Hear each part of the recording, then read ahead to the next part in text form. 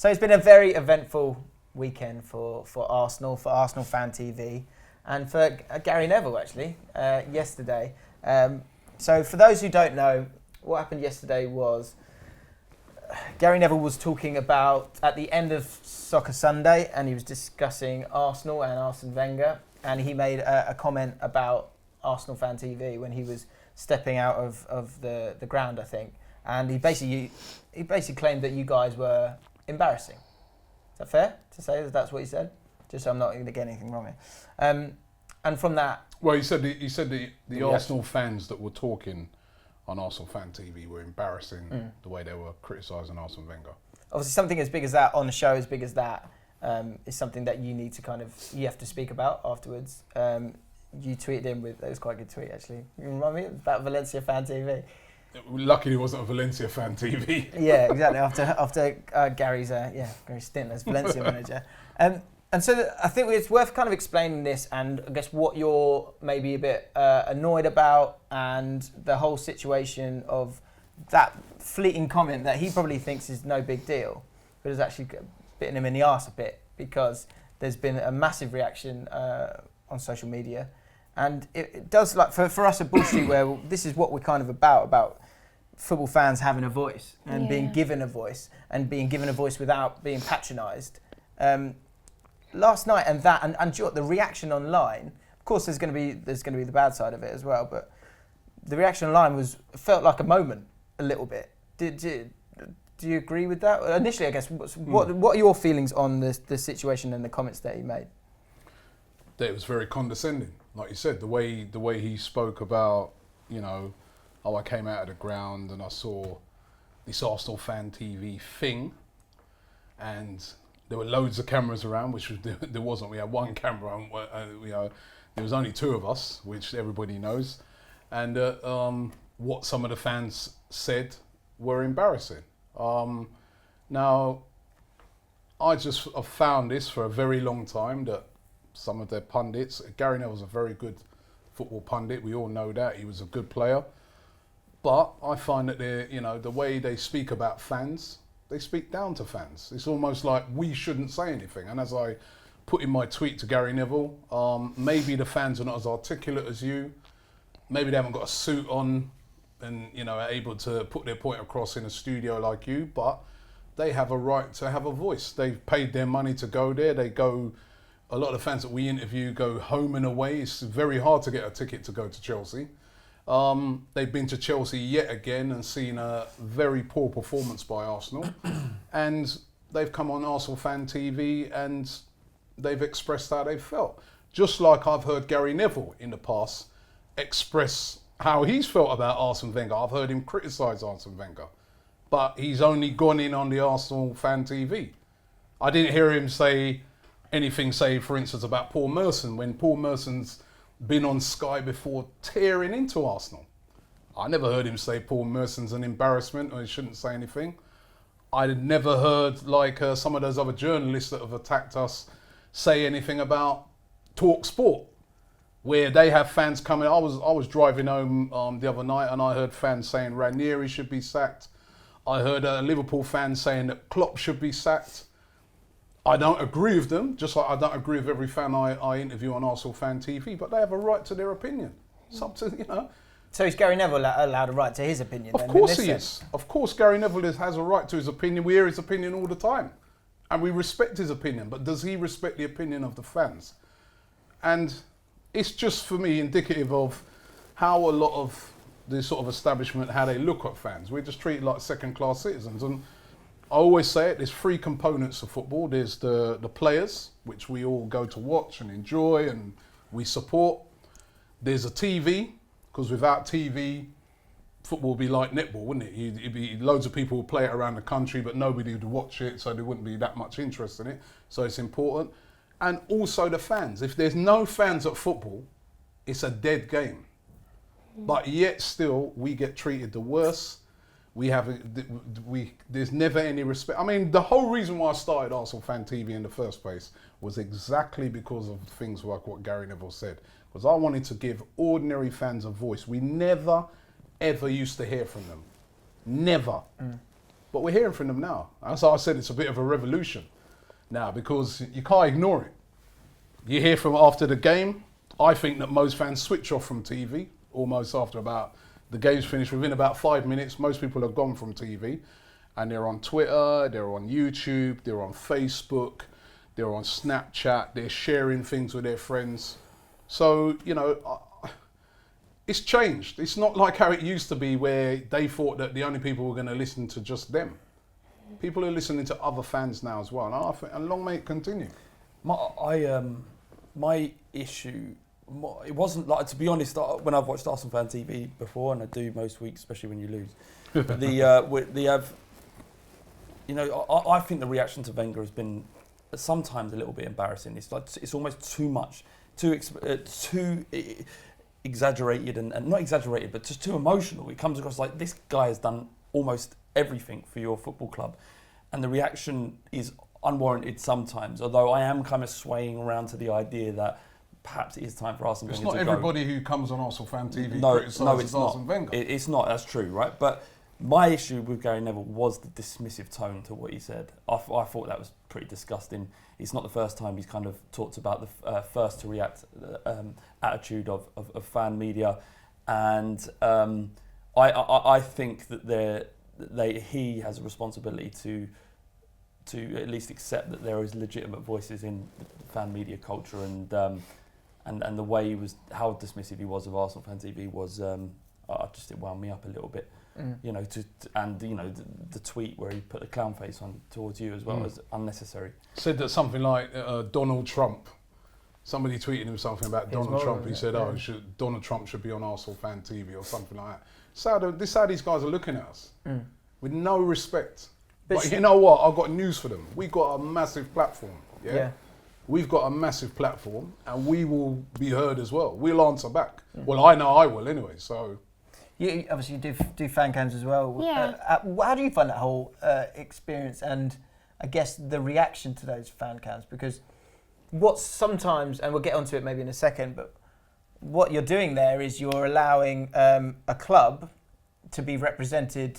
A club's fans to be represented by 1, 2, 3, 5, 17 different football fans in a fan cam.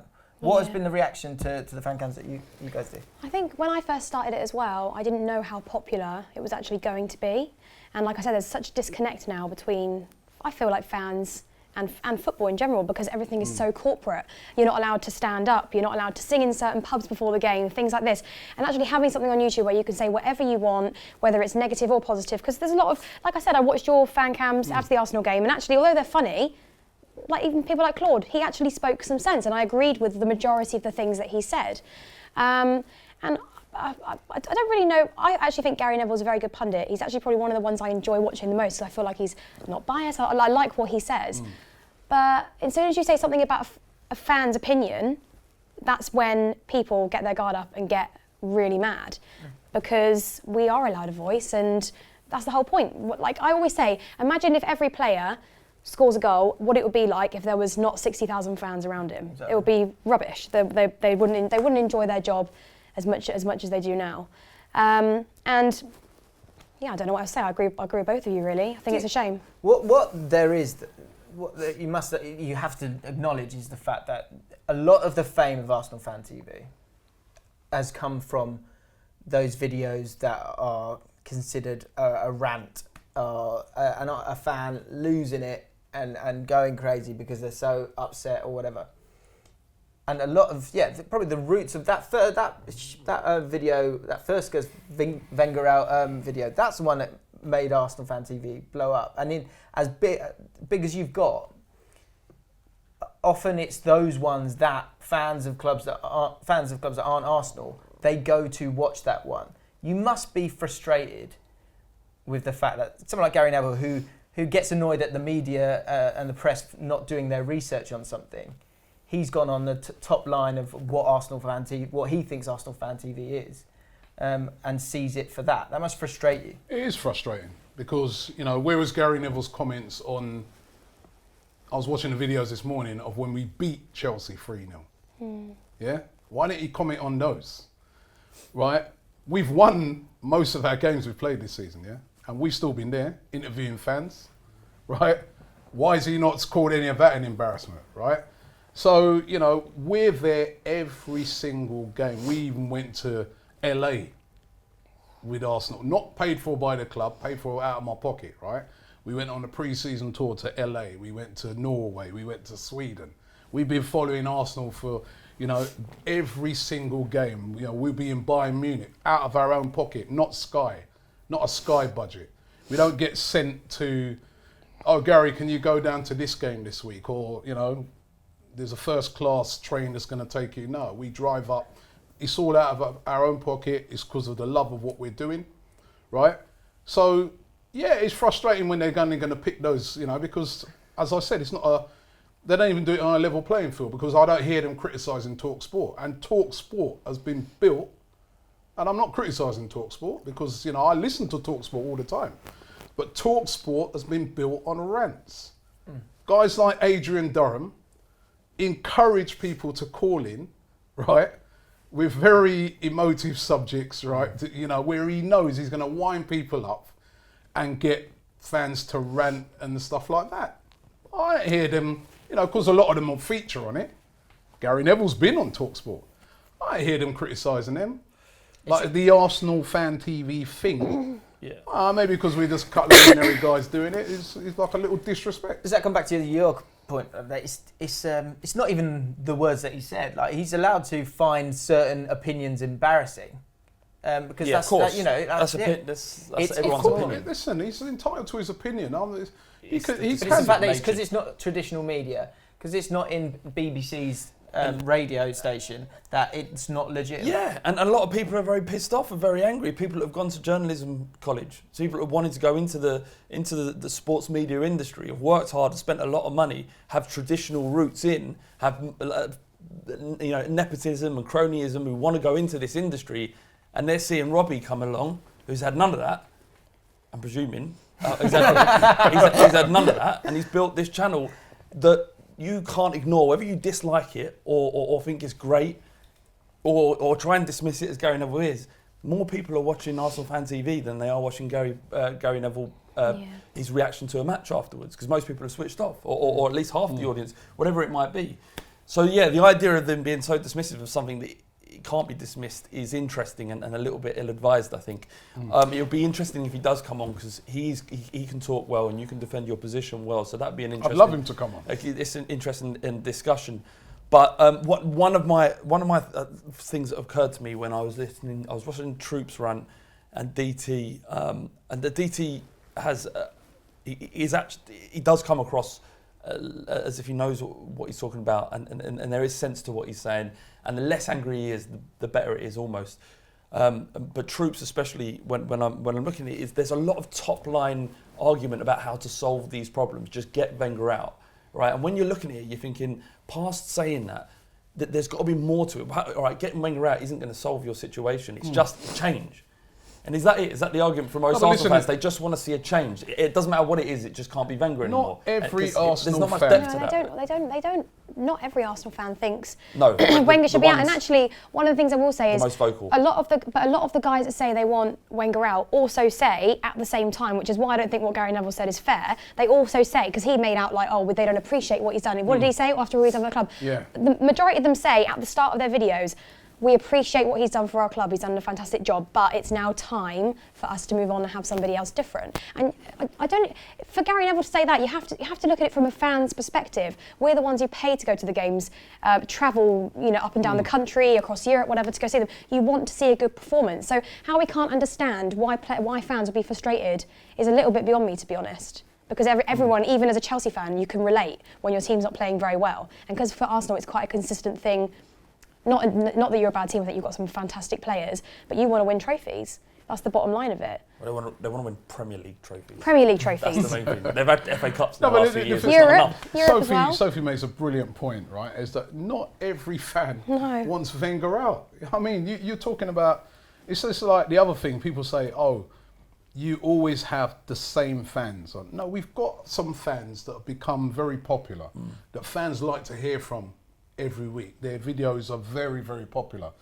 But our platform is open to anybody. We just stand up on the road And as fans walk past, you want to have a say, just come and have a say. Yes, we've got regulars.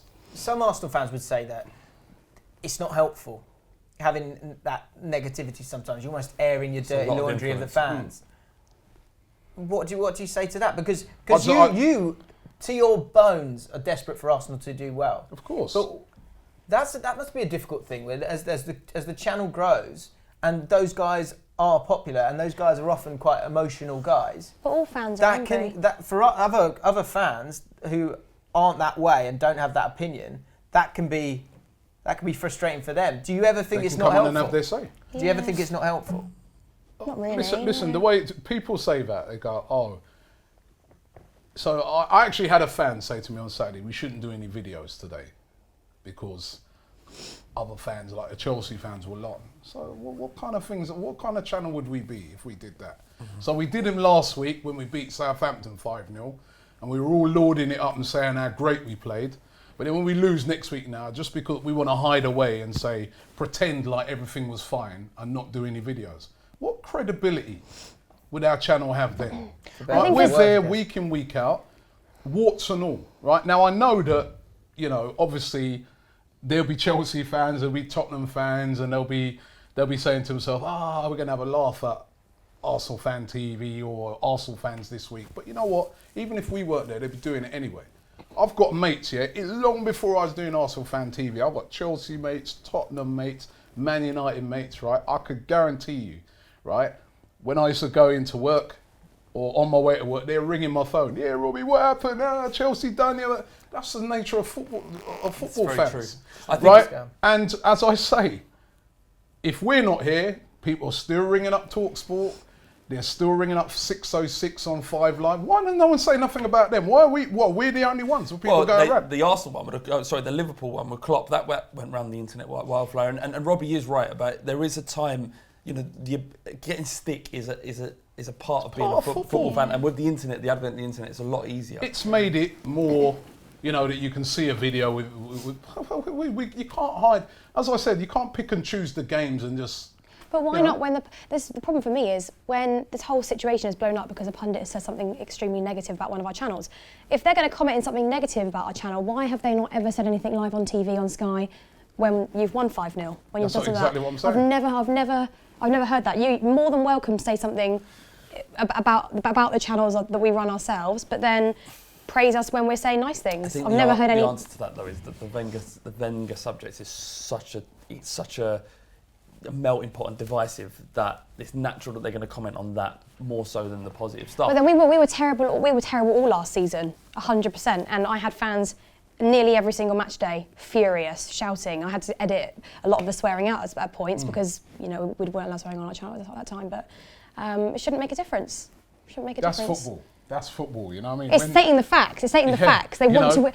The bottom line is they're all really passionate fans. They want to win a Premier League trophy. That's a good thing. It's a good thing. My argument is, as I was saying, Sophie, right, and you know yourself from doing your channel that, when you've got fans that have driven, woke up in the morning, travelled all the way up to, say, I don't know, Sunderland. Yeah, there's nothing worse. And it's freezing cold. Like your guys would have the other night, right, freezing cold midweek, knowing that when that game finishes, right, they're probably going to get about 2 hours sleep before they got to go work the next day, yeah? What? Do you know what? They're not allowed to have a voice. Only Gary Neville is going to get his travel, probably a flight up there, stay in his hotel. And I'm not saying he shouldn't have that, but he's not a fan like those guys are a fan. As I said to him in my response to him yesterday, I said, you don't go and watch a team week in, week out. You're employed to go and do your punditry, which you do very well. But you don't have the same emotions as a true fan who's going week in, week out. So don't speak down to us. Yeah.